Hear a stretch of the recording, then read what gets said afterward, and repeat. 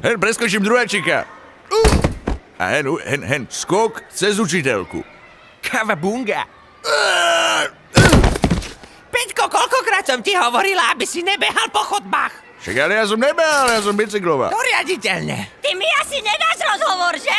Jasne, že ti dám. Sorry, stará, nemôžem ísť do riaditeľne. Mám tu nejaký rozhovor. Na Maškárnom vystupuješ s kapelou. Nevadí ti, že strašne hrešíš a prváci to potom po tebe opakujú? Nevadí, že keď sú jebnutí. A keď budeš mať vlastné deti, budeš ich učiť nadávať? Víš čo, v prvom rade, keď ja budem mať dety, tak ich nenechám ísť na maškárny za piču. Takže ja som piča? No ja neviem, však, a cítiš sa tak? Iba keď moderujem. Tak, to by si nemala moderovať, lebo nevím, čo z teba vyrastie.